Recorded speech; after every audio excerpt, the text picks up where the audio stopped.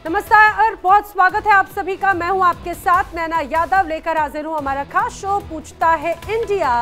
और आज बात दिल्ली ब्लास्ट की, इंटरनेशनल कनेक्शन की। जी हां, दिल्ली ब्लास्ट हुई और इस दिल्ली ब्लास्ट में जब जांच के बाद में कई बड़ी बातें सामने आ रही हैं। जांच में जुटी तमाम एजेंसीज को मामले के तार पाकिस्तान के अलावा दूसरे देशों से भी जुड़ते हुए नजर आते हैं।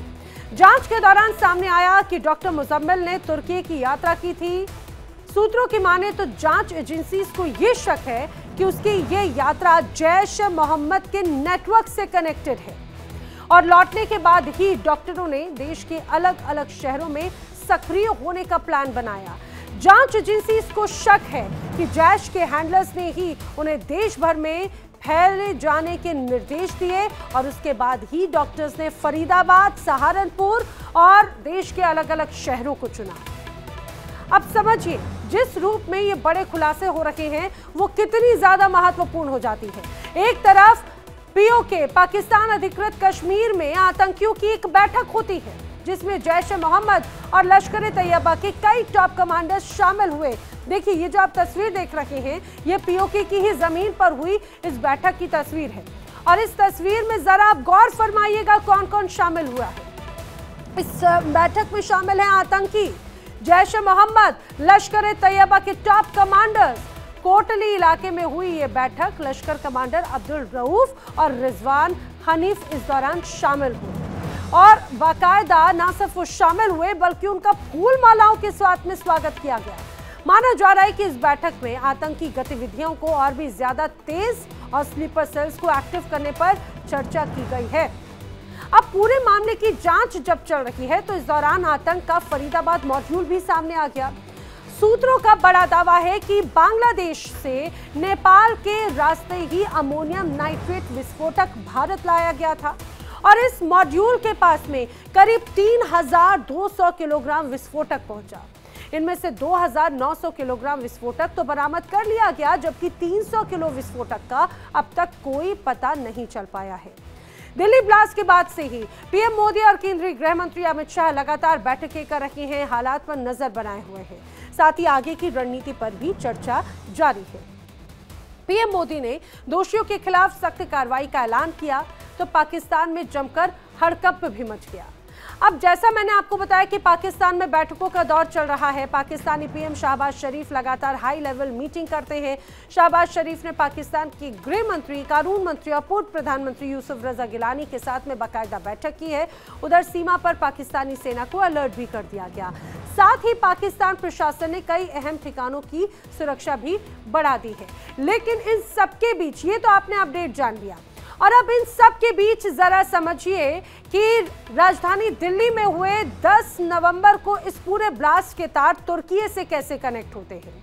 जानकारी ये सामने आती है कि इस पूरे ब्लास्ट में शामिल डॉक्टर उमर डॉक्टर मुजम्मिल के साथ में जाता है तुर्की और इस तुर्की के अंकारा शहर में यहाँ पर मुलाकात होती है इन सभी डॉक्टर्स की जैश ए मोहम्मद के टॉप कमांडर्स के साथ में। और उसके बाद एक अलग रूप नजर आता है इस पूरी प्लानिंग का। इतना ही नहीं, जो जांच हो रही है उसमें यह भी बात और भी ज्यादा महत्वपूर्ण ये सामने आती है कि जिस दौरान भारत में हमले को अंजाम दिया गया उस दौरान भी डॉक्टर उमर लगातार तुर्की में बैठे अपने हैंडलर्स के संपर्क में था। सेफ चैनल के माध्यम से उसे लगातार ये कहा जाए कि उसे कंटिन्यूसली मैसेजेस हो रहे थे, उसे कमांड मिल रही थी और उसी के निर्देश पर यह पूरा एक बड़ी साजिश को अंजाम दिया गया। तुर्की कनेक्शन आखिर किस रूप में नजर आता है, करेंगे चर्चा। मेरे साथ में खास मेहमानों का जो पैनल है उनसे जुड़कर हम जानेंगे हर पहलू को। लेकिन इस बीच कई बड़े सवाल खड़े होते हैं। सवाल पीओके में आतंकियों की मीटिंग, पाक कैसे इससे इनकार करेगा। सवाल ये कि क्या पाक बांग्लादेश में नया टेरर मॉड्यूल तैयार हो रहा है। आतंकी साजिश की जांच में तुर्की भारत का साथ देगा। और सवाल इसके साथ ही ये भी खड़ा होता है कि आखिर वो कौन है जिनके निर्देश पर भारत में ये साजिश रची जा रही है। मेरे साथ में खास मेहमानों का जो पैनल है वो जुड़ रहा है। आइए मैं आपको उनको आपसे जल्दी से मिलवा देती हूँ। मेरे साथ में रक्षा विशेषज्ञ retired group captain UK Devnath ji इस दौरान जुड़ रखे हैं और अन्य खास मेहमान भी। जल्दी मेरे साथ कनेक्ट होंगे। बहुत बहुत स्वागत है सर आपका। यूके देवनाथ जी, सबसे पहले मैं इस पूरे मामले में, इस पूरे धमाके में तुर्की के कनेक्शन को समझना चाह रही हूँ सर। तुर्की इस्टेब्लिश हुआ है, अंकारा का इस दौरान नाम सामने आता है। अंकारा और तुर्की इस पूरे मामले में कैसे एक अहम कड़ी साबित हो रहे हैं? जी हाँ, जैसे जैसे ये कहानी बढ़ रही है, मैं कहानी शब्द का इस्तेमाल कर रहा हूँ क्योंकि अभी तक इसके जो साक्ष्य हैं वो भारत सरकार के द्वारा रिलीज नहीं किए गए हैं, लेकिन ऐसे कहा जा रहा है कि इस बम धमाके के पीछे जो मॉड्यूल था वो लगातार तुर्की में संपर्क में थे और ओकासा नाम के एक एजेंट या व्यक्ति के संपर्क में थे। ये भी आ रहा है कि बम धमाके कोड नेम था। जी हाँ, होता क्या है कि देखिए, हजारों कम्युनिकेशंस हर रोज होते हैं दो देशों के बीच में। तो जब इनके लैपटॉप और मोबाइल को पुख्ता तौर पर खंगाला जाएगा, उसके बाद ही शायद एक साइंटिफिक एविडेंस सामने आएगा। अभी तुर्की के साथ जो लिंक आ रहे हैं, इसका मीडिया में ज्यादा उल्लेख हो रहा है। तुर्की की सरकार ने ऑलरेडी खंडन किया है कि इस बॉम्ब ब्लास्ट के पीछे उनका या किसी भी तुर्की के नागरिक का कोई हाथ है। अब आस्ते आस्ते ये भी खुल के आ रहा है कि काफी बड़ी तादाद में इस बॉम्ब ब्लास्ट से संबंधित व्यक्ति जो हैं, शायद वो तुर्की घूमने गए थे, टूरिस्ट वीजा में गए थे। अब क्या जब वह तुर्की गए थे तो उनका वहां पर उनके हैंडलर्स के साथ संपर्क हुआ, वो एस्टेब्लिश होना अभी तक बाकी है। जब इनके पासपोर्ट, वीसा और इनके मोबाइल फोन, खासतौर से इनके मोबाइल फोन में जो विदेशी सिम कार्ड है, उनको खंगाला जाएगा तो कुछ आइडिया होगा। फिलहाल तुर्की की सरकार कह रही है कि इस बॉम्ब ब्लास्ट में तुर्की की सरकार का कोई हाथ नहीं है। ये समझना पड़ेगा कि ऐसा अक्सर किया भी जाता है। पाकिस्तान की सरकार भी बोल देती है हमेशा कि भारत में जो बॉम्ब ब्लास्ट हो रहे हैं उसमें पाकिस्तान की सरकार का कोई हाथ नहीं होता है। अब तुर्की अगर भारत में बॉम्ब ब्लास्ट करा रहा है, समझना पड़ेगा कि उसके पीछे उसकी क्या मंशा हो सकती है, क्योंकि भारत और तुर्की के बीच में जो संबंध हैं वो या तो मैत्रीपूर्ण रहे हैं या न्यूट्रल रहे हैं। कभी भी भारत सरकार ने तुर्की के विरुद्ध कोई काम नहीं किया और इसी तरह से तुर्की ने भी हमारे खिलाफ जो काम किए हैं वो सब हमारी जानकारी के बाद ही किए हैं। जैसे कि तुर्की ने पाकिस्तान की एयरफोर्स को कुछ सपोर्ट दिया है। तुर्की ने अपनी नेवी के शिप को सिंदूर के दौरान कराची में भेजा है। तुर्की ने अपने ड्रोन्स पाकिस्तान को मुहैया कराए हैं। तो इतने से दुश्मनी इतनी नहीं बढ़नी चाहिए कि भारत ने कुछ कर दिया और अब गुस्से में आके तुर्की भारत में बॉम्ब ब्लास्ट कराने की नहीं, लेकिन सर अब भारत, और अगर मैं बात करूं खासतौर से तुर्की की, तो तुर्की और भारत के कनेक्शंस ऐसे कोई बुरे नहीं रहे। जब तुर्की मुश्किल की घड़ी में था तब हिंदुस्तान ही सबसे पहला वो देश था जिसने मदद के लिए हाथ आगे बढ़ाई। ठीक है, अपने कॉन्फ्लिक्ट्स हो सकते हैं पाकिस्तान के साथ में, उनके पर्सनल इंटरेस्ट हो सकते हैं, लेकिन मेरे साथ में कुछ और खास मेहमान भी है, जल्दी से मिलवा देती हूँ। रिटायर्ड ब्रिगेडियर शरदेंदु जी हमारे साथ रक्षा विशेषज्ञ के तौर पर कनेक्ट हो रहे हैं। साथ ही साथ मेरे साथ में रक्षा विशेषज्ञ के तौर पर retired major doctor Ali Shah भी इस दौरान कनेक्ट हो रहे हैं। विदेश मामलों की जानकार डॉक्टर शुभदा चौधरी भी मेरे साथ में कनेक्ट हो रही हैं। सुरक्षा के लिहाज से तो हमने समझ लिया, आप सभी मेहमानों का बहुत स्वागत है, लेकिन शुभदा, मैं आपका भी सबसे पहले रुख करते हुए समझने की कोशिश कर रही हूँ, आखिर ऐसी क्या बात है, खासतौर से जो सर ने कहा कि अभी अपने कॉन्फ्लिक्ट्स हो सकते हैं, कॉन्फ्लिक्ट्स हैं, पाकिस्तान और तुर्की हो सकता है विचारधारा के साथ में एकजुट नजर आते हो, लेकिन वो किसके साथ में स्टैंड कर रहा है ये तो पहले ही स्पष्ट हो गया था। जब इस्लामाबाद में धमाका होता है और दिल्ली में धमाका होता है तो उस धमाके को तुर्की की तरफ से किस रूप में उसके लिए रिएक्शंस आते हैं और कैसे सामान्य सा धमाका लाल किले वाले को बताया जाता है और आतंकी धमाका इस्लामाबाद वाले को तुर्की की तरफ से बताया जाता है। लेकिन अब इस पूरे धमाके में तुर्की का कनेक्शन ये क्या इस्टेब्लिश करता है? शुभदा। देखिए नैना जी, मुझे बुलाने के लिए शुक्रिया। जैसा कि सर ने बोला तो हाँ, टर्किश स्टेट ने बोल दिया है कि हाँ उनका कोई इन्वॉल्वमेंट नहीं है, लेकिन ये कॉन्सेप्ट होता है प्लॉजिबल डिनायबिलिटी का। अगर आप देखिएगा एंटी इंडिया एक्टिविटी जो ऑनलाइन होती है, तो दो देशों में सबसे ज्यादा एंटी इंडिया एक्टिविटी को पहलू मिलता है। एक है तुर्की और दूसरा है कतर। नेक्स्ट है कि टर्की का क्या रोल है और क्यों ऐसा कर रहा है। तो देखिए, डॉक्टर उमर नाबी और डॉक्टर मुजम्मिल दोनों 2021 में टर्की जाते हैं। अब टर्की में कम से कम 13,000 14,000 पाकिस्तानी डायस्पोरा है, 3,000 इंडियन डायस्पोरा है। इंडियन डायस्पोरा मेजरली इस्तांबुल में है, पाकिस्तानी डायस्पोरा इस्तांबुल और ज्यादा अंकारा में है। अब वो एक टेलीग्राम ग्रुप में उनकी दोस्ती होती है जिसका नाम है फरजंदन ए दरूल यानी देवबंद, और उनके जैश ए मोहम्मद के जो हैंडलर होते हैं उनका नाम है उमर बिन खताब। फिर एक डॉक्टर का मॉड्यूल बनता है कि पढ़े लिखे एजुकेटेड डॉक्टर्स को डॉक्टर मॉड्यूल में किस तरीके से रेडिकलाइज किया जाएगा, और उनको फरीदाबाद और सहारनपुर की ट्रेनिंग मिलती है। ये जो भी बॉम्बिंग हुई उसका दो पर्टिकुलर डेट का लक्ष्य था, एक था दिवाली और दूसरा 6 दिसंबर जो बाबरी मस्जिद का डिमोलिशन का डेट है। तो एक सिंबॉलिक जेस्चर था। अब जो अबू कासिम है, ये टीआरएफ जो एक्चुअली इन्वॉल्व है पुलवामा अटैक में, पहलगाम अटैक में सॉरी, ये एक और नया चीज करती है। वो है इस्तांबुल में जो टर्किश क्रिप्टो करेंसी होती है, उसका क्रिप्टो करेंसी दो तरीके का है, एक है बीटीसी तुर्क और दूसरा है पैरिबू।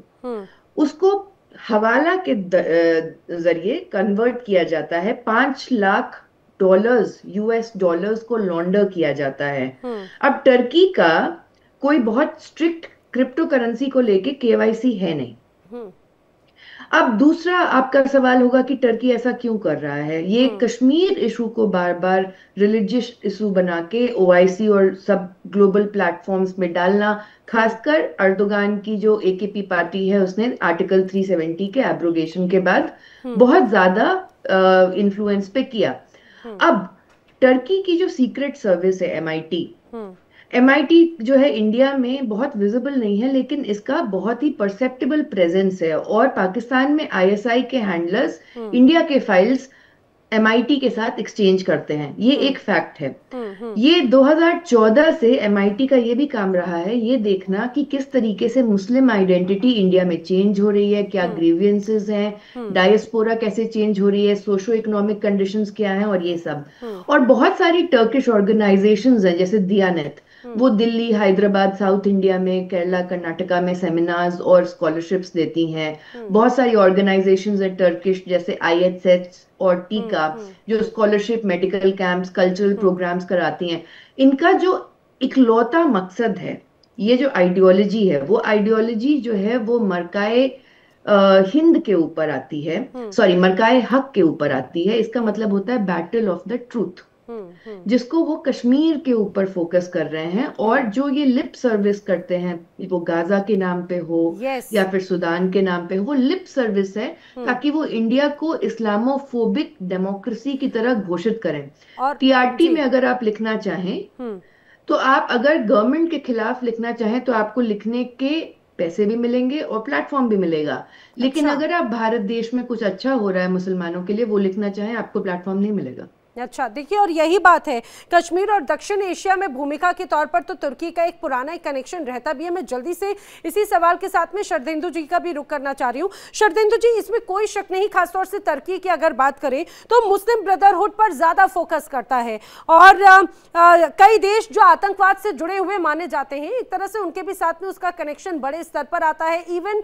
चाहे बात ईयू की बात हो या यूएस की बात हो, ऐसे तमाम संगठन जो आतंकी घोषित किए गए हो उनके साथ में भी एक बड़े अच्छे ताल्लुकात जो है तुर्की अपने एक तरह से साझा करता है। लेकिन सर, अभी इस रूप में हम कनेक्शन या संरक्षण या एक मीडिएटरशिप की भूमिका के तौर पर तो कई बार तुर्की के ऊपर कई बड़े आरोप लगते रहे, लेकिन दिल्ली में जो ब्लास्ट होता है उसका सीधे कनेक्शन अंकारा से वहां पर बैठे हैंडलर्स के साथ में आता है। तो क्या ये माना जाए कि ये सीधे सीधे अब इस जंग में, इस पूरे विवाद में तुर्की की भूमिका बहुत इंपॉर्टेंट हो गई है? इवन जो इस्टेब्लिश हो रहा है, पाकिस्तान हो या ना हो, जैश के जो तमाम हैंडलर्स हो या ना हो, तुर्की पूरी तरह से इस्टेब्लिश और एक्सपोज हो गया है। जो देखिए दिल्ली ब्लास्ट की जो कनेक्शन जुड़ते हुए नजर आ रहे हैं वो तमाम, मैं इसको बोलता हूँ ट्रांस नेशनल टेररिज्म की बात करता हूं मैं, क्योंकि ये ट्रांसनेशनल पाकिस्तान, टेररिज्म। जी। यस, ये देखिए इमीडिएट नेशन नहीं है, पाकिस्तान के बियॉन्ड टर्की तक के ये इसके ये जो कड़ियां जुड़ती हुई जा रही हैं। और जिस तरीके से इसको रचा गया है, पहले 2 डॉक्टर जाते हैं इस्तांबुल, तमाम तरीके की वहां विजिट करते हैं, लोगों से मिलते हैं, वहां समझ से फंडिंग जनरेट किया होगा, एक मॉड्यूल बनाया होगा, एक नेटवर्किंग किया होगा, वो वापस आते हैं, फिर उसके तार पुलवामा से जुड़ते हैं। ये यही टर्की, इसके कई सारे एनजीओ जेएनके में चलते हैं। इसका एक सोशल सिस्टम है आईडीएसबी, एक ऑर्गेनाइजेशन है मुस्लिम कंट्री के तमाम एनजीओ का। इसका सेक्रेटेरिएट है इस्तांबुल में, इसके सेक्रेटरी होते हैं, इसके डिप्टी सेक्रेटरी होते हैं, इसका एनुअल कोऑर्डिनेशन होता है, और तमाम एनजीओ यहां मिलके अपने सोशल प्लेटफॉर्म को एक्टिवेट करते हैं, जिसमें ह्यूमैनिटेरियन एड, ह्यूमैनिटेरियन इश्यूज पे बात होती है। लेकिन ये सब दिखावा है। इसमें होता क्या है, ये सारे के सारे मुस्लिम कंट्री, जिसकी संख्या तकरीबन 67 मुस्लिम कंट्रीज के मेंबर हैं, वो यहाँ पे अपने अपने नॉन स्टेट एक्टर किस तरीके से मुस्लिम मेंटालिटी, मुस्लिम फंडामेंटलिज्म को आगे बढ़ाना, इस पे एक काम किया जाता है। साथ में आप एजुकेशन और तमाम तरीके के ह्यूमन इश्यूज की तो बात करते हैं, लेकिन उसके हाइंड साइड, उसके पीछे एक तरीके से इस तरीके की जिहादी सोच को जन्म दिया जाता। और तमाम विश्व के उन कंट्रीज में जहां मुस्लिम के हक और हुकूक मारे जा रहे हैं, उसको कैसे रिवाइव करना है, कैसे उनकी आवाज को बुलंद करना है, कैसे एकजुट होना है, इस पे चर्चा की जाती है। और इसी का फायदा देखिए हिंदुस्तान के इन नेटवर्क ने उठाया, उनकी मदद ली, और साथ में जो उनका हैंडलर का जो उन्होंने कोड नेम दिया, ओकासा, वो उसमें इन्वॉल्व हुआ। तो ये सारी चीजें तो अब प्रूव होती चली जा रही है। और साथ में टर्की का अगर आप रोल देखेंगे, तो चाहे वो ऑपरेशन सिंदूर हो, चाहे पीओके का मामला हो, जेएनके के इशू हो, जेएनके को इंटरनेशनलाइज करने का इशू हो, और जितने भी नॉन स्टेट एक्टर्स हैं, अब तो आप टर्की का लिंक आप हमास से भी जोड़ सकते हैं, हिजबुल्लाह से भी जोड़ सकते हैं, हुती से भी जोड़ सकते हैं, और तमाम उन मुस्लिम फंडामेंटल ऑर्गेनाइजेशन के साथ जोड़ सकते हैं, जो कि मुस्लिम और ये सारे एंगल्स तो इसीलिए और भी कनेक्ट हो जाते हैं, क्योंकि हम देखते हैं कि फिलिस्तीन या बाकी सारी चीजों का भी मीडिएटरशिप या हमेशा सपोर्ट जो है वो तुर्की करता रहा है। जी हाँ, अर्दोगन का जो ये टेन्योर आया है, आपको इसको एनालाइज करना पड़ेगा। वो ऑटोमन एम्पायर के रिजीम में जाना चाहते हैं, वो मुस्लिम वर्ल्ड की लीडरशिप चाहते हैं, वो ईरान का वर्चस्व नहीं चाहते, वो सऊदी अरब का वर्चस्व नहीं चाहते। वो सोचते हैं कि सारे मुस्लिम वर्ल्ड की जो फंडामेंटल इश्यूज हैं, अर्दोगन साहब उसको रिजॉल्व करें, वो उनकी मंशा रखते हैं। और इसी के तहत वो टाइम एंड अगेन पाकिस्तान जैसे कंट्री के साथ मदद के लिए खड़े रहते हैं, और उनको ये भूल जाते हैं कि पाकिस्तान एक टेररिस्ट स्पॉन्सर्ड कंट्री है।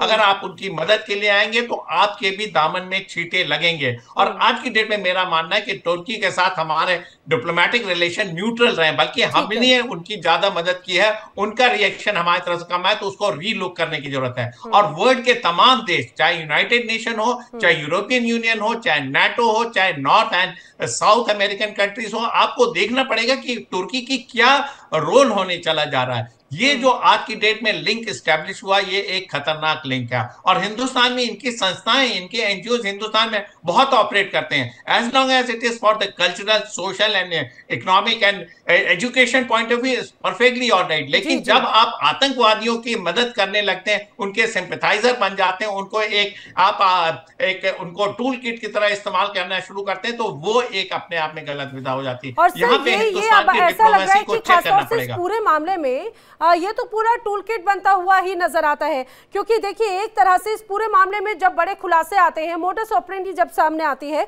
तो डॉक्टर मुजम्मिल का कनेक्शन होता है डॉक्टर उमर से। डॉक्टर उमर और डॉक्टर मुजम्मिल मिलकर जाते हैं सीधे तुर्की, और तुर्की के बाद से जब वापस आते हैं तो उसके बाद में कई ऐसी रिपोर्ट्स बड़े दावे करती है कि उनके हाव भाव बदल जाते हैं। और जब दोनों का पासपोर्ट बनता है तो पहला स्टैंप ही एक तरह से तुर्की का लगता है। तो रक्षा विशेषज्ञ मेरे साथ में अली शाह भी मौजूद हैं, major doctor Ali Shah. Major Ali Shah, तो क्या ये माना जाए कि एक तरह से मुजम्मिल और उमर का पहली बार किसी विदेश में जाना और वो भी तुर्की को चुनना, ये भी पूरी तरह से एक स्ट्रैटेजी थी? जो एक बात कही जा रही कि तुर्की जाने के बाद में ब्रेन वॉश हुआ उमर का या मुजम्मिल का, दरअसल उनकी पूरी रणनीति ही तुर्की उनको भेजा गया था, वो खुद नहीं गए थे। ब्रेन वॉश तो यहीं पे ही नींव पड़ चुकी थी। जी हाँ, ये तुर्की गए थे सन 2022-23 में, और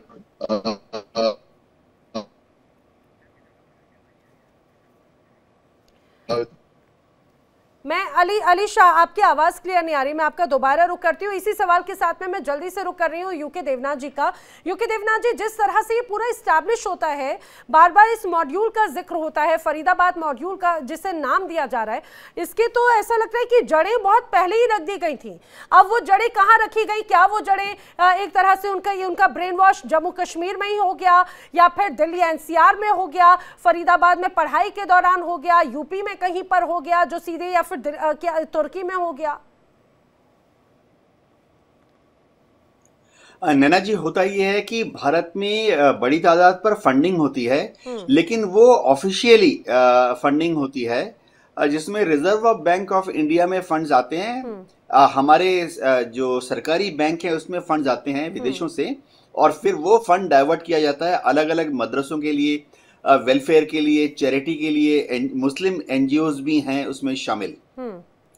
तो होता ये है कि जब ये फंड भारत में आते हैं, हवाला के जरिए आते हैं, डेफिनेटली आते हैं, क्या क्रिप्टो करेंसी के जरिए आते हैं, डेफिनेटली आते हैं, लेकिन बहुत बड़ी फंडिंग जो है वो ऑफिशियल चैनल से भी होती है। क्या ये सिर्फ तुर्की से आते हैं? नहीं, सारे मुस्लिम देशों से आते हैं। मुस्लिम देशों में जैसे ज़कात के नाम पर चंदा कह लें, वेलफेयर के नाम पर जमा किया जाता है कि भारत में मदरसे खोले जाएंगे, जो बेवा मुस्लिम औरतें हैं उनकी सहायता की जाएगी, जो मुस्लिम बच्चे जो हैं कुपोषण का शिकार हो रहे हैं उनके लिए सहायता प्रदान कर दी जाएगी। सबसे बड़ी बात है कि प्रोफेशनल कॉलेजेस, जैसे अभी हम देख रहे हैं अल फलाह यूनिवर्सिटी खोले जाएंगे, जहां पर कि टेक्निकल और हायर डिग्रीज दी जाएंगी। तो अभी नोएडा में देखिए पुलिस ने पकड़ा है, फरहान नबी सिद्दीकी नाम के एक व्यक्ति को पकड़ा गया है, जो कि एक इस्तांबुल इंटरनेशनल इंस्टीट्यूट चला रहा था ग्रेटर नोएडा से। तो देखा गया कि उसने पिछले कुछ सालों से काफी सारा लिटरेचर ऐसा पब्लिश किया जो कि शायद भारत विरोधी था, या शायद विदेशों में यह भ्रांति दे रहा था कि भारत ऐसा देश है जहां मुसलमान भाई जो हैं वो सुरक्षित नहीं हैं। ये भी कहा जा रहा है कि उसके 11 करोड़ रुपए की फंडिंग हुई थी अलग अलग हैंडल्स से। तो पुलिस इसकी छानबीन कर रही है। तो क्या वाकई इन सब का एक डायरेक्ट कनेक्शन इस बॉम्ब ब्लास्ट से है? वो लिंक एस्टेब्लिशमेंट करना पड़ेगा। जी ठीक है, ये लिंक एस्टैब्लिश जो है, मुझे लगता है वो अपने आप में बहुत हो जाता है। मैं अपने दर्शकों को एक और बात जरा समझाऊं, खासतौर से अगर हम तुर्की और भारत की बात करें, तो भारत और तुर्की के बीच में कई राजनीतिक संबंध, कूटनीतिक संबंध पिछले कुछ वक्त से अलग अलग रूप में नजर आए। 2017 में तो तुर्की के राष्ट्रपति एर्दोगन की भारत यात्रा जब हुई तो आतंक विरोधी सहयोग और व्यापार पर बाकायदा चर्चा होती है। 2023 में G20 शिखर सम्मेलन की बात होती है। इस दौरान चर्चा होती है कि कैसे दोनों देश मिलकर ये कहा जाए कि व्यापार, रक्षा और नागरिक उड्डयन पर फोकस करेंगे, टूरिज्म को और भी ज्यादा बढ़ाएंगे। लेकिन टूरिज्म बढ़ाने की आड़ में ये तो टेररिज्म को बढ़ावा देते हुए नजर आ रहे हैं। शुभदा जी, देखिए नैना जी, ये जो सारा डिप्लोमेटिक विजिट होता है उसके कई सारे लेयर्स होते हैं, और बहुत बार ऑप्टिक्स और थिएट्रिक्स उसमें बहुत लेवल तक इन्वॉल्व होता है। जहां तक बात रही रॉ और आईबी, ये 1 से 1.2 से 2 मिलियन यूएस डॉलर्स की जो मनी लॉन्ड्रिंग हुई है by Turkish organisations in India, जो एकेपी पार्टी के थ्रू हुई है, अर्दोगान के पार्टी के थ्रू हुई है 5 सालों में, उसके ऊपर भी उन्होंने डोजियर निकाला है। दूसरी बात है कि अर्दोगन जो हैं वो एक न्यू ऑटोमन विजन चाहते हैं। वो मुस्लिम वर्ल्ड, मुस्लिम कंट्रीज का टर्की अपना लीडर बनना चाहता है, जिसमें वो साफ तौर पे चैलेंज कर रहे हैं यूएई, ईरान, सऊदी और इजिप्ट को। जहां तक बात है कि अब क्या हो रहा है, 15 से ज्यादा टर्किश के लिंक्ड एनजीओज को एफसीआरए वायलेशंस के ऊपर जांच किया जा रहा है, जिन्होंने 5 मिलियन यूएस डॉलर्स का इंडिया में मनी लॉन्ड्रिंग किया है। अब नैना जी, ये जो रेडिकलाइजेशन जो होता है, जो ये प्लेटफॉर्म्स होते हैं, वो कैसे करते हैं? वो नॉर्थ इंडियन बेल्ट से या साउथ इंडियन बेल्ट से एजुकेटेड इंडियन मुस्लिम्स को पहले तो सिस्टमैटिकली पता करते हैं, उसके बाद उनकी एम्प्लॉयमेंट टर्की में होती है और फिर वो यहाँ पे कोई थिंक टैंक चलाना शुरू कर देते हैं। थिंक टैंक की फंडिंग कैसे होती है इसका कोई एविडेंस नहीं रहता है। मोस्टली जो एम्प्लॉयज हैं उनको पैसा कैश में देने के ऊपर ज्यादा प्रेशर रहता है। जब भी कोई क्वेश्चनिंग होती है तो ये अपने नाम बदल लेते हैं। इनके जो फाउंडर्स हैं इनको टर्की में एम्प्लॉयमेंट कभी भी 1 साल के सबैटिकल के बाद भी मिल जाता है, कोई दिक्कत नहीं है। क्या उनकी वहां पे रोजमर्रा टर्की में बहुत अच्छी है? वो भी अच्छी नहीं है, काफी एलिनेटेड रहते हैं। लेकिन जहां तक बात है कि स्टूडेंट्स को, यंग स्टूडेंट्स, मतलब मैं BA, MA, MPhil, PhD, MPhil तो अब नहीं रहा, तो उसके जो स्टूडेंट्स हैं उनको रेडिकलाइज करते हैं कि हम तुम्हें एक प्लेटफॉर्म दे रहे हैं, हम तुम्हें स्कॉलरशिप दे रहे हैं, हम तुम्हें इंटर्नशिप दे रहे हैं, और काफी क्रिटिकल बातें सिखाई जाती हैं। और स्टूडेंट्स को ये बात समझ में भी नहीं आती है कब वो रेडिकलाइज हो गए, पता भी नहीं चलता है। और ये दिल्ली में तो बहुत लंबे अरसे से चल रहा है। इसका खुद मैंने काफी इन्वेस्टिगेशन किया है क्योंकि मेरा प्राइमरी काम जो है वेस्ट एशिया या मिडिल ईस्ट पे रहा है। यानी कि आप ये कह रही हैं कि ये जो तनाव तुर्की और भारत के बीच का, ये जो अभी इस रूप में नजर आता है, हमें ऐसा भले लग रहा हो कि पिछले कुछ वक्त से, चाहे बात कश्मीर के मुद्दे को लेकर जब रिएक्शन आता है तुर्की का, या फिर पहलगाम हमले को लेकर जिस तरह से रिएक्शन आता है, ऑपरेशन सिंदूर को जब भारत अंजाम देता है तो उकसावे वाली कार्रवाई की बात कहता है, और उसके बाद से मैं अपने दर्शकों को एक और बात बताऊं, जब भारत की तरफ से खासतौर से आर्मेनिया की बात हो, साइप्रस की बात हो, ऐसे अन्य देशों को जब अगर बुलाया जाता है तो वो इसे ओपन राइवलरी के तौर पर इस रूप में एक तरह से देख लेता है। तो ये जो तमाम इस्टेब्लिशमेंट है, ये तो एक बड़ी पहले से स्थिति को दर्शाता है। लेकिन शरदिंदु जी, बार बार एक बात जरूर यहाँ पर नजर आती है, खासतौर से हम देखते हैं पिछले कुछ वक्त से रेडिकलाइजेशन में या फिर आतंकी गतिविधियों में तुर्की का डायरेक्ट और इनडायरेक्ट वे में कनेक्शन ये तो इस्टेब्लिश कर देता है कि एर्दोगन की इस्लामिक पॉलिटिक्स किस दिशा में और किस रूप में जा रही है। वो सिर्फ इस्लामिक पॉलिटिक्स को ही सपोर्ट करना चाहता है। इसी वजह से पाकिस्तान जैसे आतंकवादी जो देश को समर्थन करते हैं, सीधे सीधे उसको वो एक तरह से ना सिर्फ छत्र छाया बल्कि और बढ़ावा दे रहे हैं। नैना जी, जितने सीधे शब्दों में उनकी बात की जाए वो बेहतर होगा। तुर्की का अगर आप एनालिसिस करते हैं और पिछले 1 दशक से इस वर्ल्ड फोरम में जिस तरीके से उनके रिएक्शन और एक्शन आते हैं, अगर उसको आप मद्देनजर रखें तो उसमें एक ही चीज उभर के आती है, वो है धर्म।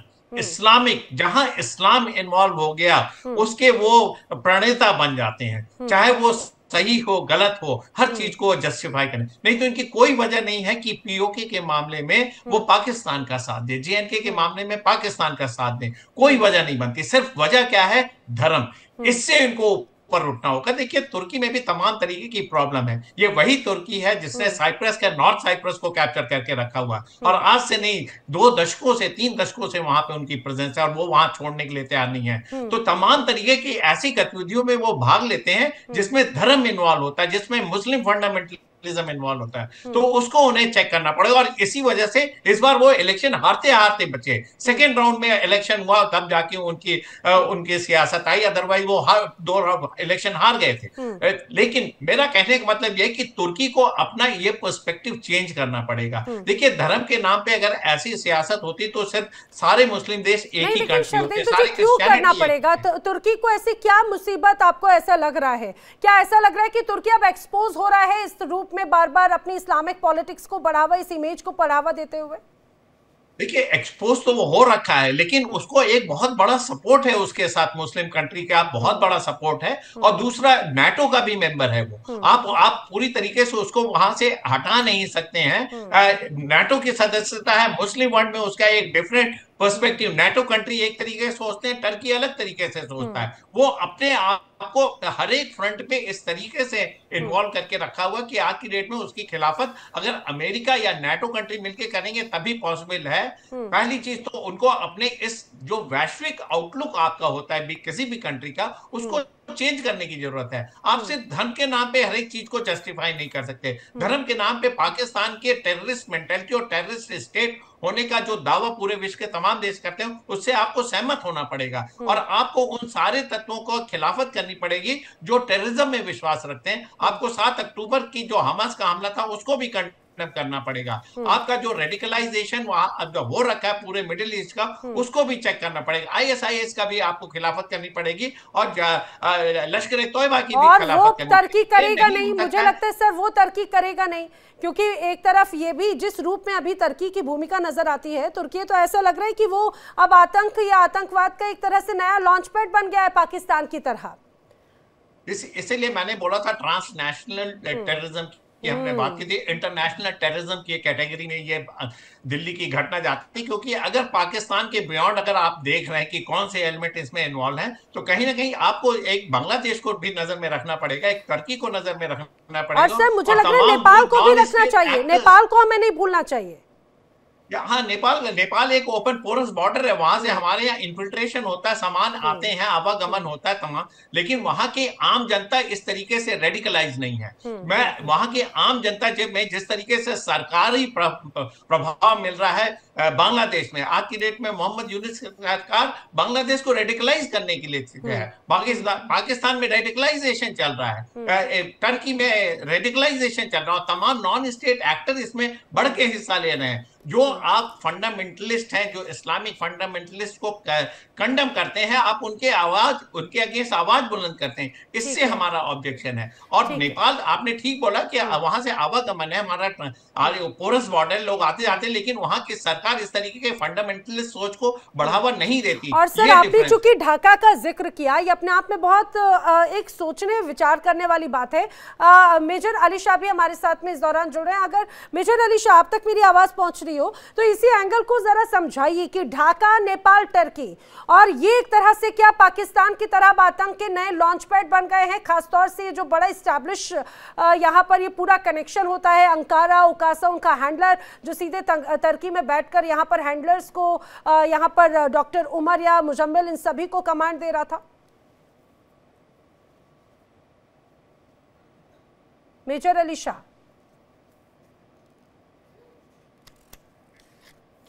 मुझे लग रहा है कि शायद नेटवर्क का कनेक्शन यहाँ पर आज अली शाह के साथ में कनेक्ट नहीं हो पा रहा है, लेकिन अपने दर्शकों को हम ये भी बताते चले, ये जो तस्वीरें बीच बीच में आप देख रहे हैं, एक तस्वीर पीओके में जो मुलाकात हुई है हाल ही में उसकी है, और ये वाली जो आप तस्वीर देख रहे थे जहां पर आतंकियों को फूल माला जो पहनाई जा रही थी, दरअसल वो इसी पूरी घटना के बाद की बताई जाती है। पीओके में ही इसी रूप में एक बार फिर से तमाम ये आतंकी यहाँ पर एकत्रित होते हैं। जैश ए मोहम्मद, लश्कर ए तैयबा से जुड़े हुए इनके टॉप कमांडर्स बताए जा रहे हैं, और देखिए कैसे फूल मालाओं के साथ में इनका स्वागत किया जा रहा हो, जैसे ये कोई यहाँ के कोई अभिनेता हो, कोई नेता हो। दरअसल यही एक बड़ी मानसिकता को दर्शाता है, बड़ी साजिश को इस रूप में और भी ज्यादा इस्टेब्लिश कर देता है। लेकिन शुभदा जी, इस बात को जरा मुझे समझाइए कि एक बड़ा इस्टेब्लिशमेंट के बाद में क्या तुर्की और भारत के बीच में अब आने वाले वक्त में, खासतौर से हमारे जो पॉलिटिकल या डिप्लोमेटिकल जो तमाम कनेक्शंस है, अब तमाम उन नीतियों पर भी इम्पैक्ट पड़ता हुआ नजर आ रहा है क्या? इम्पैक्ट तो पड़ ही चुका है। बहुत सारे यूनिवर्सिटीज ने अपना MOU जो है वो टर्किश यूनिवर्सिटीज के साथ कैंसिल कर दिया। There was 125% boycott. बहुत ज्यादा जो अनियन का भी जो हम इंपोर्ट करते थे टर्की पे, उस पे भी ऑपरेशन सिंदूर के ऊपर, उसके बाद उसमें रोक लगाई दी गई। जो टर्किश एयरलाइन एयरपोर्ट अथॉरिटी थी उसके ऊपर भी रोक लगा दी गई। लेकिन आपको एक बहुत दिलचस्प बात मैं बताती हूँ, ये जो टर्मिनोलॉजी है ना, डीप स्टेट, ये टर्किश लैंग्वेज से आता है, इसका ओरिजिन। अच्छा। पहली चीज तो है। और ये दूसरी चीज ये है कि आज के दिन अगर मैं 13 नवंबर की बात करूं तो आज के दिन 1 USD is equal to 42 lira, यानी बहुत ज्यादा इन्फ्लेशन है टर्की में। अब अर्दोगान क्या करना चाह रहे हैं? पहला ये करना चाह रहे हैं कि उनका मिलिट्री इंडस्ट्रियल कॉम्प्लेक्स है, यानी कि जो टर्की के बेकार और एसीगार्ड फर्म्स हैं जो पाकिस्तान को ड्रोन्स देते हैं, चाइना के बाद सबसे ज्यादा आर्म सप्लाई टर्की से ही आता है, तो वो जो देते हैं उससे पैसा कमाते हैं। उन्होंने 500-600 से ज्यादा पाकिस्तानी एयरफोर्स के पायलट्स को ट्रेन भी किया है।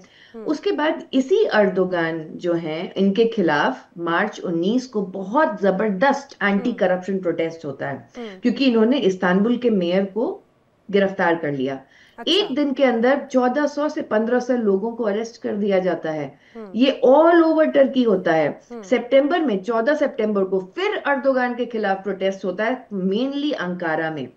अब आप देखिए कि किस तरीके से इंडिया और टर्की का क्या रिलेशन, ये पाकिस्तान को किस लिए सपोर्ट करते हैं। चलिए पहली बात करते हैं गाजा की। अगर गाजा के ऊपर आपको इतना ही ब्रदरहुड है, इतनी ही सैक्रिफाइस है, तो इसराइल के साथ सबसे ज्यादा ट्रेड क्यों करते हैं? पहला चीज तो ये। दूसरा चीज है कि आपको जो इंडिया और टर्की का रिलेशन है, इसमें पाकिस्तान को क्यों लाया जा रहा है? इसलिए क्योंकि पाकिस्तान जो है चुप रहेगा टर्की में कुर्दिश इशू के ऊपर, पाकिस्तान चुप रहेगा सिप्रस इशू के ऊपर, पाकिस्तान चुप रहेगा टर्की ग्रीक आइलैंड्स के डिबेट के ऊपर। इंडिया भी कुर्द्स को लेके अपना न्यूट्रल स्टैंड रखता है, लेकिन जो कुर्द्स के साथ हो रहा है, जो टेररिज्म उनके खिलाफ हो रहा है, जो उनके लैंग्वेज बोलने की उनको इजाजत नहीं है, कुर्द्स जो है वो ईरान, टर्की, सीरिया और इराक में पाए जाते हैं एथनिसिटी, जो उनके खिलाफ जो टेररिज्म हो रहा है, स्टेट स्पॉन्सर्ड टेररिज्म हो रहा है, वहां पे कोई एमपी इलेक्ट नहीं हो सकता, उसको गिरफ्तार कर दिया जाता है, मैक्सिमम सर्वेलेंस होती है। ये सारी चीजों के ऊपर इंडिया ने तो कभी सवाल नहीं उठाया, इसको कभी इंटरनेशनलाइज नहीं किया, किसी भी फोरम पे इसको लाया नहीं। अब टर्की चाहता है कि वो ब्रिक्स का पार्ट बने। ब्रिक्स का पार्ट बनके वो क्या फायदा उठाना चाहते हैं? पहली बात तो ये। दूसरी है कि टर्की जो प्रोपेगेंडा कर रहा है, ऑनलाइन प्रोपेगेंडा कर रहा है, ऑनलाइन प्रोपेगेंडा न्यूज चैनल्स के थ्रू, सोशल मीडिया इन्फ्लुएंसर्स के थ्रू, एआई चैटबॉट्स के थ्रू, ये सारा जो क्रिटिकली एंटी इंडियन है 2014 के बाद से, ये इतना नैरेटिव फुएल करने का उनका क्या रीजन है, जब उन्हीं के दामन में बहुत सारे दाग लगे हुए हैं। जब वो खुद अपना सोशो पॉलिटिकल इकोनॉमिक सर्वाइवल नहीं कर पा रहे, तो दूसरे देश को क्यों इतना एंटी, लेकिन ये बड़ा दिलचस्प है शुभदा कि जिसके दामन में ऑलरेडी इतने दाग हैं, वो चिंता किस बात का करेगा? उसको जज करने वाला कौन है? उसको जज करने वाला पाकिस्तान जो खुद उसके पास में दाग नहीं बल्कि पूरी तरह से दागों से भरा हुआ उसका दामन है, उसको जज करने के लिए आखिर कौन से ऐसे देश हैं? और तमाम इस्लामिक देश किसकी तरफ वो रुख करेगा? उसको किस बारे में सेकंड थॉट आएगा? ये भी अपने आप में गंभीर बात है। लेकिन टर्की को एक तरीके से स्किज़ोफ्रेनिया है, क्योंकि भले ही वो अपने आप को यूरोपियन मानते हैं, लेकिन यूरोप टर्की को यूरोपियन नहीं मानता। तो ये जो है एक तरीके से रेडिकलाइजेशन जो है अर्दोगान ने शुरू किया, न्यू ऑटोमन प्रिंसिपल्स का, हागिया सोफिया को भी एकदम इस्लामिस्ट बना दिया। ये सारी चीजें जो है, जो टर्की करता है, जो स्कॉलरशिप्स प्रोवाइड करता है, जो एक इंटेलेक्चुअल प्लेटफॉर्म प्रोवाइड करता है, जो एक नैरेटिव प्रोवाइड करता है, वो उसका जो पूरा का पूरा है कि हमारा मिलिट्री इंडस्ट्रियल कॉम्प्लेक्स काम करे, हमारा इकोनॉमिक स्थिति बेहतर हो, हमारे अंदर जो डिसेंट हो रहा है उसको हम अलग तरफ ले जाएं, पाकिस्तान से हम अच्छे संबंध बना के रखें, क्योंकि पाकिस्तान हमारा कभी क्वेश्चन नहीं करेगा ह्यूमन राइट्स अब्यूज पे। टर्की को ह्यूमन राइट्स बहुत पसंद है, जब तक उसके देश में ना हो। तो बात यहाँ पे आती है कि हम अब क्या करेंगे। तो जरूरी है कि रॉ, आईबी, एनआईए, जितने भी इंडियन मुस्लिम्स टर्की जा रहे हैं, उनको वहां पे एम्प्लॉयमेंट मिल रहा है या फिर उनको वहां से कहीं से भी फंडिंग मिल रही है, उसके ऊपर स्ट्रिक्ट गवर्नेंस करें। बिल्कुल। और फिर वो किस तरीके का लिटरेचर पब्लिश करवा रहे हैं। मुझे लग रहा है जो ट्रेसिंग होती है वो बहुत ज़्यादा ज़रूरी है, क्योंकि हम देखते हैं कि बहुत पिछले कुछ वक्त में टूरिज्म के नाम पे एक बहुत बड़ा मूवमेंट जो है वो ज़रूर शुरू होता है। लेकिन एक चीज़ जो मैं ज़रूर समझना चाह रही हूँ, खासतौर से ट्रेसिंग के लिहाज से, यूके देवनाथ जी, फिर मैं शरदेंदु जी का भी जल्दी से रुक करूँगी इसी बात को लेकर। कहा जा रहा है कि ये जो पूरा इस्टेब्लिशमेंट है डिजिटल कम्युनिकेशन को अब छानते हुए, खासतौर से जैश की जिस हैंडलर का बात हो रहा है ना, ओकासा, कहा जा रहा है कि बहुत नजदीक पहुंच चुकी है जांच एजेंसी। सर, ये जांच एजेंसी कैसी जांच करेगी? डीप स्टेट और ये डिजिटल कम्युनिकेशन, कहा जाता है कि डार्क वेब का इस्तेमाल है, सीक्रेट चैनल्स का इस्तेमाल किया जाता है। नैना जी, इसमें कोई शक नहीं कि हमारी अलग अलग एजेंसीज इसको चेक करती है। भारत के अंदर अगर इनकी फाइनेंशियल डीलिंग्स है तो डेफिनेटली समझिए इनकम टैक्स डिपार्टमेंट है, कस्टम्स है, ईडी है, ये इनके ऊपर नजर रखेगी, भविष्य में नजर रखेगी। मैं अब एनटीआर जैसी ऑर्गेनाइजेशन है जो कि इलेक्ट्रॉनिक सर्वेलेंस रख सकती हैं, क्या इनको खास तौर से भारतीय मुस्लिम्स के ऊपर रखा जाता है? ये शायद टेलीविजन पर कहना थोड़ा पैदा कर सकता है। लेकिन मैं आपको बताना चाहता हूं कि कोई भी भारतीय जो तुर्की जाता है, फिलहाल उनके ऊपर कोई खास सर्विलांस एज ए पॉलिसी नहीं रखा जाता, कहीं पर भी नहीं। ऐसे तो हम परेशान हो जाएंगे। मालदीव्स में भारतीय जाते हैं, हमें मालूम है 1 साल के लिए मालदीव के साथ कैसे रिलेशंस हुए थे।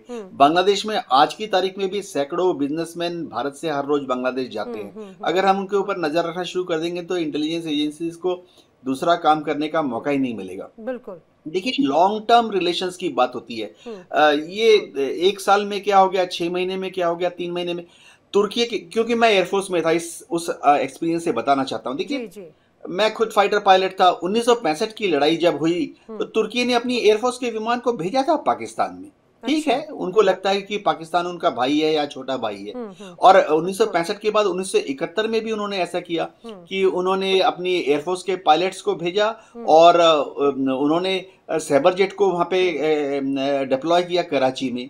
ठीक है, हमने कभी भी इन एक्शंस को ज्यादा तूल नहीं दिया। क्या होता है कि आपके रिलेशन, इंटरनेशनल रिलेशन किसी भी देश के साथ बनते हैं, बिगड़ते हैं। छोटी छोटी चीजों पर विदेश मंत्रालय भ्रमित नहीं होता है। विदेश मंत्रालय ये देखता है कि पिछले 20 साल से 10 साल से क्या हो रहा था और आने वाले 10 साल 20 साल का जो हॉराइजन है भविष्य में, उसमें क्या करना चाहिए। मैं वैसे क्योंकि दर्शक भी देख रहे हैं, मैं दर्शकों को सावधान करना चाहता हूं कि ऐसा तो नहीं है कि तुर्की का एंगल डालकर पाकिस्तान के ऊपर, जो हम शक की नजर से देख रहे थे कि ये फरीदाबाद का बॉम्ब ब्लास्ट पाकिस्तान के ने आयोजित करवाया, हम वहां से भटक के अब पाकिस्तान को भूलकर अब हम तुर्की की तरफ देखने वाले हैं। क्या पाकिस्तान से ही ऐसा कोई रिक्वेस्ट किया गया था तुर्की को कि भारतीय इंटेलिजेंस एजेंसीज को भ्रमित कर दे, अलग अलग गलत फीड देकर? हो सकता है, क्योंकि पाकिस्तान डरा हुआ है कि हम सिंदूर 2 ना कर दें। भारत सरकार ने पहले कह दिया था कि कोई भी घटना अगर पाकिस्तान द्वारा प्रायोजित होती है, आतंकवादी गतिविधि, तो भारत की सरकार उसको बतौर टेरर अटैक दिखेगी। सर, लेकिन सिर्फ इस पूरे मामले में तुर्की के कनेक्शन के साथ ढाका कनेक्शन, नेपाल कनेक्शन भी अगर एस्टैब्लिश होता है, मैं इसी बात को लेकर, शरदेंदु जी, आप इस बात से कितना सहमत हैं, खासतौर से यूके देवनाथ जी की, इसको भी जरा बताइएगा कि क्या तुर्की एक तरह से ट्रांजिट बेस बन रहा है क्या, कि हम अभी तस्वीर यहाँ पर देख रहे हो लेकिन असल में हो सकता है कि ट्रांजिट बेस बनते हुए जो मुख्य हैंडलर्स हैं वो कहीं और से उनको कनेक्ट कर रहे हो? देखिए, मैं जब भी किसी भी टीवी के किसी भी चैनल पे मैंने बोला, मैंने अपने कभी डिफेंस एनालिस्ट के काउंटर पार्ट पे कमेंट नहीं किया है। ये मेरी फितरत नहीं है, सबके अपने पॉइंट ऑफ व्यू है। लेकिन मैं जो अपनी बात रखता हूँ वो बड़े वेहमेंटली रखने की कोशिश करता हूँ। इसलिए करता हूँ कि जो मेरा एक पॉइंट ऑफ व्यू है, अगर आप उसको मुनासिब समझते हैं तो उस पर जरूर ध्यान दीजिए, अन्यथा आप उसको डस्टबिन में डाल सकते हैं। मेरा आज की डेट में जो टेक है, देखिए 10 अक्टूबर से आगे की घटनाओं पे अगर आप एनालाइज करेंगे तो यही पुलवामा, इसी JNK में जैशे मोहम्मद के पोस्टर लगे थे। उसके बाद से जिस तरीके से हमारी सिक्योरिटी फोर्सेस ने क्रैक डाउन किया है, जिस तरीके से हमने 3,000 kg एक्सप्लोसिव को फरीदाबाद में पकड़ा, डॉक्टरों को अरेस्ट किया और उस दिन शाम को दिल्ली में ब्लास्ट हो जाता है। तो सिक्योरिटी फोर्सेस ने एक बहुत बड़ा हादसा को टाला है। हम अलर्ट थे, हमने एक्शन किया, लेकिन पाकिस्तान के एंगल को रूल आउट कोई नहीं कर रहा है। ये कहा जा रहा है कि पाकिस्तान का एंगल, साथ में अंसार गजावत उल हिंद का एंगल, साथ में जैशे मोहम्मद का एंगल, साथ में इसके कनेक्ट होते हुए टर्की से और बांग्लादेश में जिस तरीके की गतिविधियां चल रही हैं, ये भी रिपोर्ट आई कि ये 3,000 kg जो एक्सप्लोसिव आया है वो बांग्लादेश के रूट से छोटे छोटे कंसाइनमेंट में आया है। ये भी एक थ्योरी है। तो हर एक एंगल को एनालाइज करने की जरूरत है। इसीलिए हमने बोला था ट्रांसनेशनल टेररिज्म, इसमें पाकिस्तान तो 100% इन्वॉल्व है ही, साथ में टर्की के भी लिंक है, हो सकता है बांग्लादेश के भी लिंक हो सकता है चौथा कंट्री भी थोड़े दिनों में इमर्ज हो गया है। मुझे लग रहा है कि जो डॉक्टर मॉड्यूल यहाँ पे एस्टैब्लिश किया गया, तो क्या वो ISIS का भी डॉक्टर मॉड्यूल एक तरह से वापसी कर रहा है?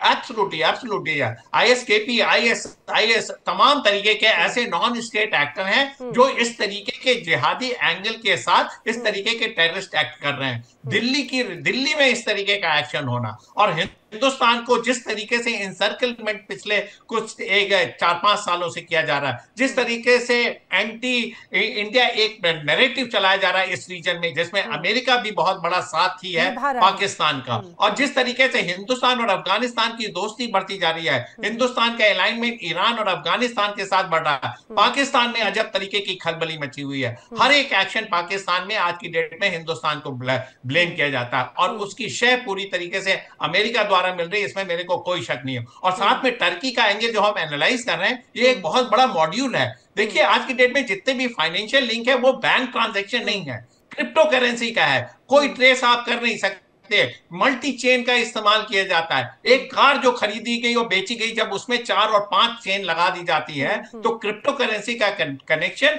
या फाइनेंशियल ट्रांजैक्शन या किस तरीके के ये तमाम तरीके के एजुकेशनल इंस्टीट्यूट और सो कॉल्ड इंटेलेक्चुअल के लिए आ रही है, वो आपको देखना पड़ेगा।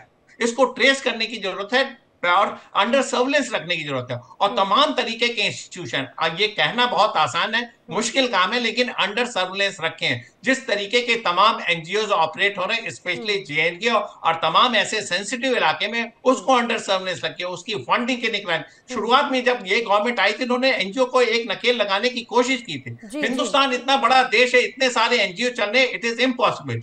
हिंदुस्तान में जो हमारा काम करने का सिक्योरिटी फोर्सेस का तरीका है, जब कोई एक्शन हो जाता है तब हम रिएक्ट करते हैं। कोई बात नहीं, हम इस से बंधे हुए हैं, हम ऐसा ही करते रहेंगे, क्योंकि 140 करोड़ लोगों को सर्विलेंस करना बहुत मुश्किल है। लेकिन अब जब इंसिडेंट हुआ, तो उसके चेन कनेक्शन को लास्ट तक, लॉजिकल एंड तक जाइए और उसको डिस्ट्रॉय करिए। ऐसा में चाहे उसमें माइनॉरिटी के एजुकेशन इंस्टीट्यूट हो, तमाम तरीके के एजुकेशनिस्ट इन्वॉल्व हो, तमाम तरीके के एनजीओ इन्वॉल्व हो, और साथ में मेरा कहने का मतलब है जो आज की डेट में व्हाइट कॉलर टेररिज्म बोलते हैं, आज की डेट में इंटेलेक्चुअल क्लास आप कहने को बोल सकते हैं, लेकिन वो इससे अफेक्टेड नहीं होता है। ये रेडिकलाइज्ड लोग हैं, इसको आपको समझना पड़ेगा। तमाम तरीके के इंटेलेक्चुअल फोरम पे आप बातें करते हैं, लेकिन आप उनको भी साइडलाइन कर देंगे तो थिंक टैंक आप काम करना बंद कर देंगे। लेकिन जो रेडिकलाइज्ड लोग हैं, उसकी सोच को आपको चेक करना पड़ेगा, वो सिचुएशन को एलिमिनेट करना पड़ेगा। चाहे उसके लिए आपको एक रीथिंकिंग करना पड़े, इंटरनल डायनेमिक्स नहीं डेवलप करना पड़े,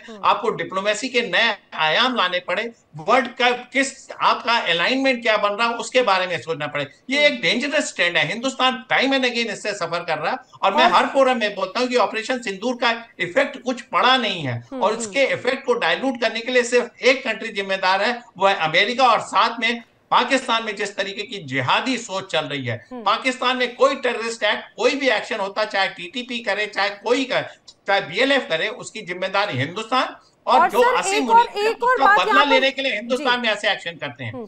और सर एक और बात यहाँ पर जरूर देखने को मिली, बार बार तुर्की के अगर एस्टेब्लिशमेंट की बात होती है, भले तुर्की अपने आप को पाकिस्तान से समर्थित तो बताए, लेकिन इंडिया के प्रति वो बोले कि ऐसा नहीं है। लेकिन आज ही एक बड़ी खबर आई थी कि खासतौर से तुर्की ने अमेरिका से हमारे जो अपाचे हेलीकॉप्टर का जो एक तरह से कंसाइनमेंट आना था, उससे अपना एयर स्पेस भी यूज नहीं करने दिया, उसे सीधे सीधे इनकार कर दिया। अनुमति, हवाई क्षेत्र से गुजरने की अनुमति देकर, एक तरह से अनुमति ना देकर डिलीवरी रोकी, और ये कहा जा रहा है वो पाकिस्तान को समर्थन या सपोर्ट करने का एक तरीके से तरीका था। लेकिन मैं जल्दी से शुभदा जी एक बात समझने की कोशिश कर रही हूँ, आपने तुर्की का जिक्र किया, खासतौर से उसकी जो भूमिका है इस्लामिक पॉलिटिक्स को लेकर, लेकिन दुनिया में अभी चाहे बात यूएस की हो, यूरोप की हो, यूके की हो या फिर ब्रिटेन की भी हो, वो रेडिकलाइजेशन का शिकार है। लगातार पिछले कुछ वक्त से ऐसी तमाम घटनाएं सामने आती हैं, और बढ़ावा देने वाला पाकिस्तान सभी जानते हैं, उसका समर्थन करने वाला तुर्की सभी जानते हैं। अब ऐसे में क्या तुर्की पर कोई एक्शन आने वाले वक्त में होगा? एक्शन डायरेक्ट नहीं, सैंक्शंस के साथ में, या फिर उसको लेकर कोई अगर बयानबाजी भी हो जाती है तो वो भी आपने बड़ा एक्शन होगा? नहीं, जहां तक बात करें, अगर एक्शन हमेशा या फिर सैंक्शन या फिर एफएटीएफ लिस्ट या फिर किसी भी तरीके का जो इम्पोजिशन होता है, वो हमेशा वेस्ट करता है, यूएस करता है, जो आज खुद डोनाल्ड ट्रंप एप्स्टीन फाइल्स के लीक से काफी परेशान है। शटडाउन जो है उन्होंने खत्म करने के 58 डेज बाद उसका साइनिंग किया है। जहां तक बात रही टर्की के ऊपर, कोई एक्शन होगा नहीं इंटरनेशनल जियोपॉलिटिकल सिस्टम में, क्योंकि ये इस तरीके से आर्म्स लॉबी काम करती है, जो इंडस्ट्रियल मिलिट्री कॉम्प्लेक्स है जो काम करता है, कि जो कंट्रीज हैं वो धर्म के नाम पे आपस में लड़ते रहें ताकि आर्म्स इंडस्ट्री को फायदा हो। पहली बात तो है। दूसरी ये है कि जिस तरीके से टर्की का रिलेशन है बाकी के जो टर्किश डायस्पोरा भी है, वो काफी ज्यादा है यूके में, वो काफी ज्यादा है यूएस में, रेमिटेंस भी आता है, तो बहुत सारे डिप्लोमेटिक हर्डल्स हैं। लेकिन जहां तक बात रही, जो मैंने बात की थी अबाउट कि कैसे इंडियन जो मुस्लिम्स हैं या फिर कोई भी इंडियन हिंदू भी अगर टर्की जाता है, क्यों जाता है टूरिज्म वीजा पे, तो अब इंडियन गवर्नमेंट ने एफआरआरओ के द्वारा अपनी वीजा रेगुलेशंस को काफी टाइट करके रखा हुआ है ऑपरेशन सिंदूर के बाद। और मैं ये मानती हूँ कि ये बहुत अच्छा कदम है, ताकि यहाँ पे कहीं ना कहीं कोई तो फिल्टरिंग जरूरत है। और जहां तक बात है सर्वेलेंस को चेक करने की, अगर हम बात करते हैं जो वो टेलीग्राम या सिग्नल इंक्रिप्टेड एप्स की यूज कर रहे हैं, तो उसके लिए तो ओपन सोर्स इंटेलिजेंस है, सिग्नल इंटेलिजेंस है, और बहुत लेवल पे ह्यूमन इंटेलिजेंस भी है। और हमारी जो इंटेलिजेंस बॉडीज हैं वो बहुत ज्यादा, खासकर with their own fixers and handlers, उनको बहुत अच्छे से पता है कि कहाँ पे क्या हो रहा है। तो ये चीजें जो हैं ये अभी नहीं है, ऑपरेशन सिंदूर ने बस इसको उजागर किया है। लेकिन ये जो रेडिकलाइजेशन है खासकर 2014 के बाद इंडिया में टर्की बहुत ज्यादा लेवल पे कर रहा है, जिसको क्वेश्चन करना बहुत जरूरी है। हर स्टूडेंट को, हर एजुकेटर को, हर मिनिस्टर को, हर ब्यूरोक्रेट को, क्योंकि इसका जो नफरत की जो जंग होती है, नफरत की जो पॉलिटिक्स होती है, इसमें जीतता कोई नहीं है। और देखिए वो सिर्फ मानसिकता की बात है और प्रभावित हमेशा आम जनता होती है, चाहे बात जंग हम भारत की करें, भारत पाकिस्तान के तनाव की करें, पाकिस्तान अफगानिस्तान की करें या फिर दुनिया की किसी भी हिस्से में, लेकिन उसका प्रभाव हमेशा आम जनता पर होता है। लेकिन आप ये मान के चलिए कि जीतते वो लोग हैं जो इन तमाम चीज़ों को कंट्रोल करने की कोशिश करते हैं, लेकिन पाकिस्तान और तुर्की जैसे लोग शायद रेडिकलाइजेशन और इस तरह से अगर मानसिकता को बढ़ावा दे रहे हैं, तो यहाँ उन्हीं के लिए आने वाले वक्त में और भी ज़्यादा घातक स्थिति को दर्शाता है। आप सभी मेरे साथ इस चर्चा में शामिल हुए, आप सभी का बहुत बहुत धन्यवाद इतने इंपॉर्टेंट व्यूज रखने के लिए। लेकिन अपने दर्शकों को यह भी बताते चले कि जिस रूप में भारत में रेड फोर्ट पर धमाका होता है और उसमें एक बड़ा रोल खासतौर से तुर्की का नजर आता है, और यह माना जा रहा है जांच एजेंसीज अब उस हैंडलर तक भी बहुत जल्द ही पहुंचने की कगार पर पहुंच चुकी हैं, जिसके आदेश पर खासतौर से भारत में यह बड़ी साजिश रची जा रही थी।